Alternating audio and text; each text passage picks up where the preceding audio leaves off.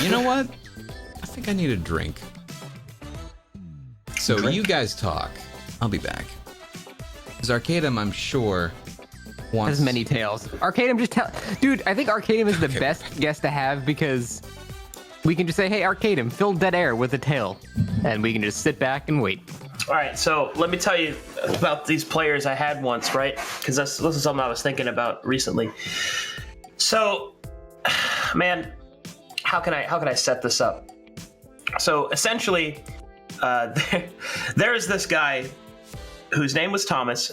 He played like in real life with us at the table, and he made a character called Wayne Dragonrider. That was his actual name.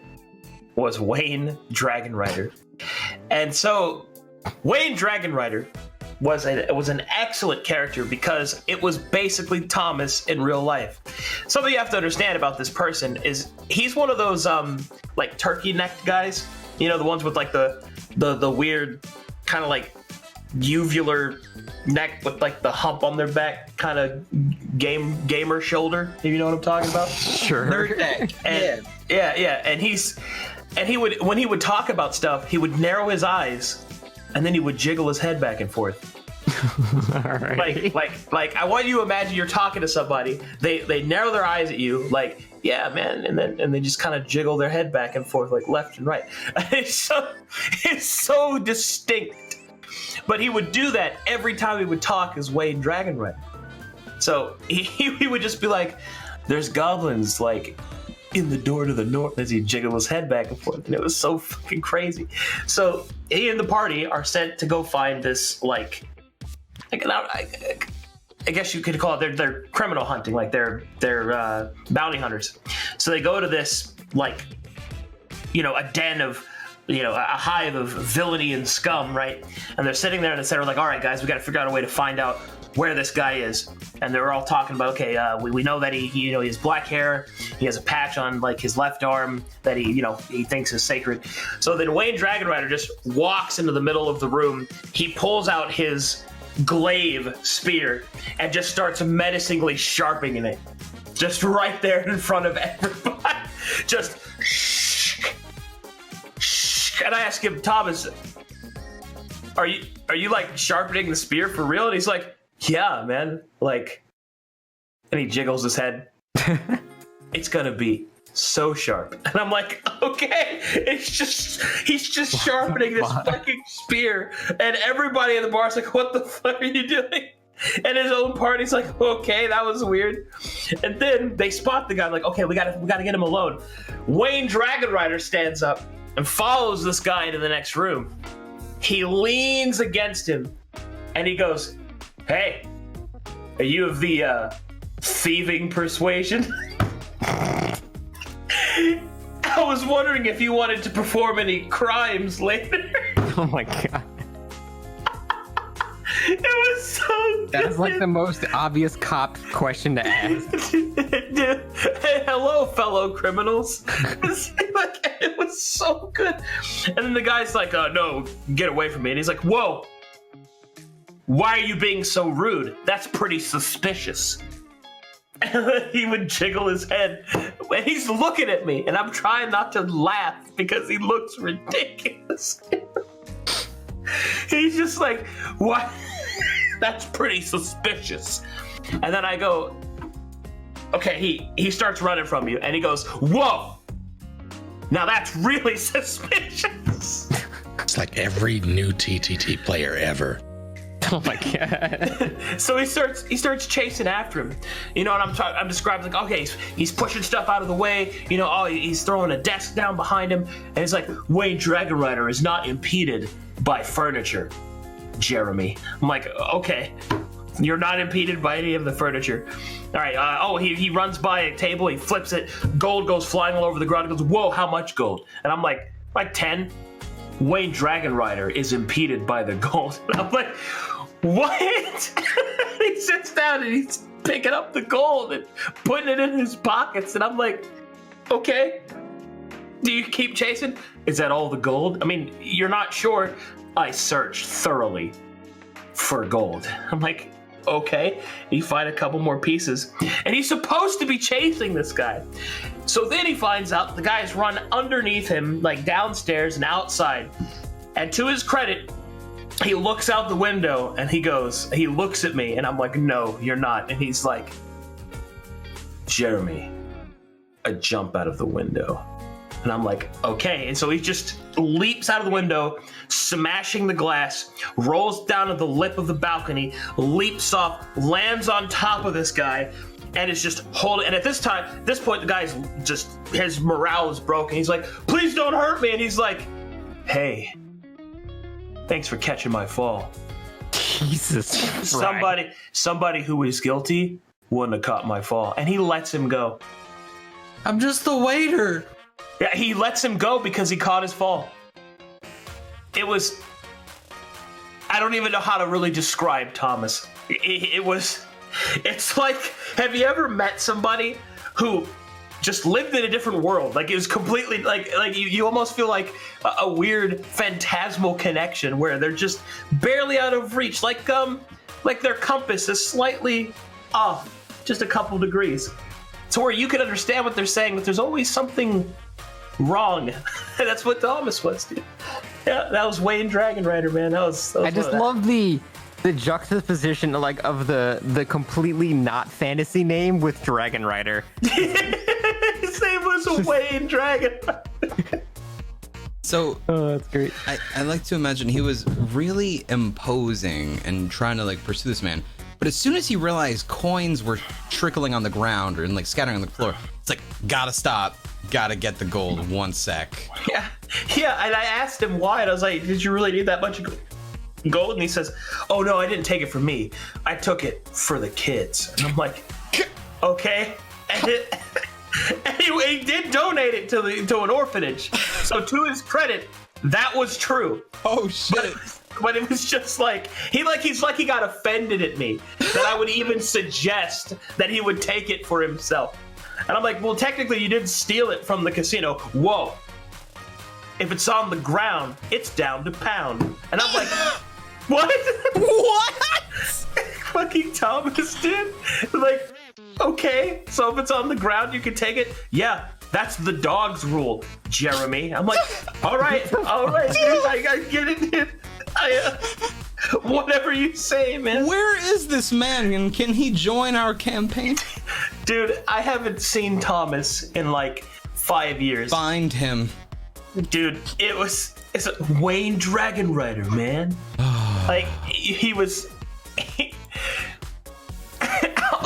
Okay, so there's this other time where he tries to buy a horse. Oh, And he goes to the stable hand, and it's like, hello, my name is Jonathan. Would you like to purchase a horse? And he goes, whoa, Johnny boy. That's a little too much information. and I'm like, how is that too much information? And he's just like, whoa, man. Whoa. Okay. First, do you have anything in red? And I'm like, no, there's no red horses here. That's fair. I get it. You know, it's a rare breed. Do you have anything in... And he does the Italian chestnut brown. And I'm like, sure, there's a chestnut brown horse. Like, okay, whoa, nice. What's its name? It's like, well, you can name it anything you want. No. That's not what I asked, Jeremy. I asked, what is its name?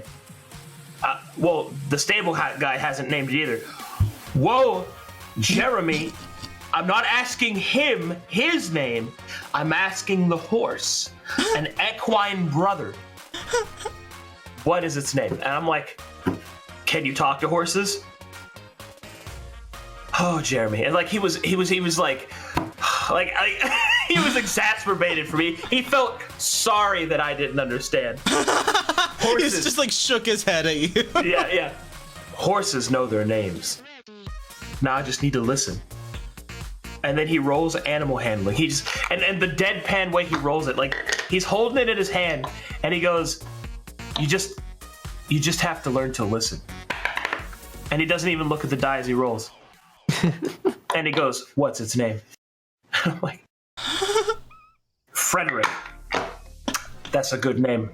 I like that name, but I'm not vibing with that name. What's the next horse?" And I'm like, And we did 3 times, dude. And then finally, the last horse, which the name was Butter, he was like, I like butter on my toast, so he's the most. And so he buys that horse because its name was Butter. And I'm like, all right, cool. So he buys Butter the horse, and then he goes, how much is Butter the horse? And I go, it's 600 gold pieces. And he goes, I paid him 650. Like, why? I mean, he thanks you for the tip. No. It's not a tip. That's how much he's worth. And I'm like, okay, you pay 650 gold pieces, which is how much he's worth. And he looks at me and he goes, damn straight. And then he does his little head wiggle. And I'm just, I don't, it doesn't make any sense. And then what really sucked is that horse died next session. because Wayne knew he could make the jump across this like chasm. He knew it. And when the horses jumped and it was obviously not going to make it, he's like, man, time to bail. And he leaps off of the horse Yoshi Mario style and lets the horse fall to its death. and he rolls to the, he just rolls. He rolls on the other side. And he's rolling, and he gets to the other side. He stands up. He looks over, and he's like, "Is the horse?" And he does like this, like this little breath. I was like, "What? Dead?" And I'll go, "Yeah, it's a 600-foot drop." He takes out his like water skin, and he just pours out all of his water over the cliff. And I'm like, "What are you doing?" He's like, "I'm pouring one out for the homie." I'm like, all right, okay. And then he sets his water skin on fire. Yes! You can't burn a water skin. And he's like, why? Because it's wet. And he's like, no, with that attitude. And I'm like, okay. So he waits for his water skin to dry for like an hour and a half and then sets it on fire. And the whole time his party's waiting for it. And when they're like, hey, Wade, we need to get going, he's like, whoa, it's a funeral for Butter. I'm like, all right. And he sets it on fire and it burns up. And he's like, now his soul can ride in the plane in the sky and the wheat fields of the forever after. I'm like, oh, wow, that was cool, Thomas. I know. And he kept going.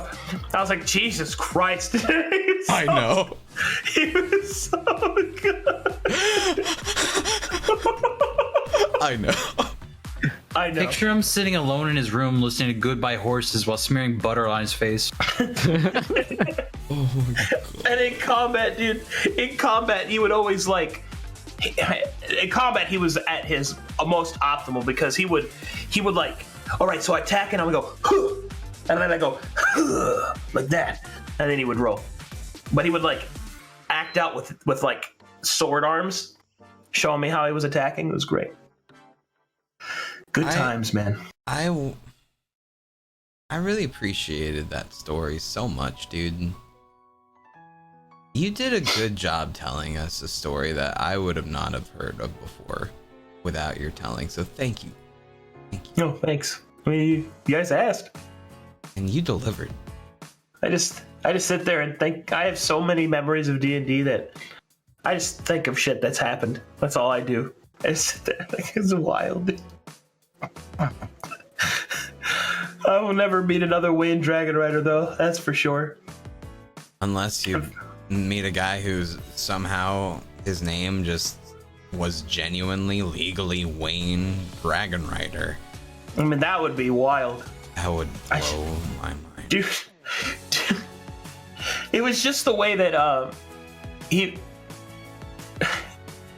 It's like he would believe in something so inane, just completely, just trivial. Like I remember one time he got into an argument with one of the players because he insisted that his chainmail had an odd number of rings. and the dude's like, well, that's unlikely unless it was damaged. No, it was made with 999 rings. And I'm like, okay, well, that's not really a big deal. It's like, no, I want to hear him say it, Jeremy. Say it. It's just like, I want to hear him say it, Jeremy. I want to hear him say it, Jeremy. The fact And he way- said Jeremy is the funniest shit to me. Well, it's just the way he said my name. It's the same way Sean Jeremy. says it. Yeah, Sean, when he's like berating me, would go like, "Well, maybe they shouldn't have walked in there, Jeremy." It's just the way they say my name.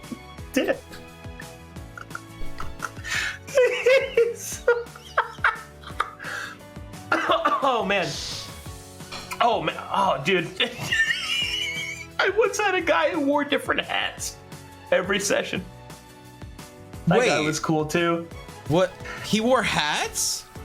Yeah, like he would wear them to the session, and he had a different hat every time. Every time he'd wear a fisherman's hat, he'd wear a straw hat. Sometimes he would wear like a little beret. You know, it was really Yeah. cool. He wore a different hat every time. He's an honorary member of the Tops. Yeah, that guy was pretty cool. He kind of sucked later, but he's pretty cool at first. Yeah, that's how it be. But at least he had hats. He did have hats. You guys ready to game? I'm sorry. No. Don't you dare apologize, you wonderful We asked you to fill time. You filled time. Damn right. You did it. Flying colors. Right? I wish I still had Thomas, dude. Dude, I wish you did too. He would make so many good memories. Yeah, dude. It's 999, Jeremy, and I want to hear him say it. I'm like, okay, and like, can you just tell him that? He's for some reason very agitated. He's like, fine, there's 999 rings on your chainmail, Thomas. How does that sound? And he goes, thanks, man. Now I'd like to take one of them off. And I'm, okay. And I'm gonna give it to him because you know what? He means more to me than me being right. Okay, Thomas. Whatever you say, dude. And he would do the Italian like he'd kiss his fingers. Like it was so weird. Jesus fucking Christ. Alright, how old is this man? Oh, Wayne. Oh, dude. Wayne Dragonrider, or excuse me, Thomas. When I was 25, he was 17. Okay, so he was a youngin. He was a youngin and young. that fucking funny? Oh my god. Is he a comedian now? I don't know, dude. Does he write for SNL? Does he give high fives to the people he sees? It was the head wiggle. Like I can't do it justice without you just saying it because it is. You'd squint his eyes and just go, whoa. like And do like the back and forth. yeah, back and forth, like left and right, like yeah. And he would enunciate his words by doing that. Jeremy. Jeremy. Right. Explosive ready. I got this. Reinforcements incoming. I won. I have been resummoned to wreak havoc.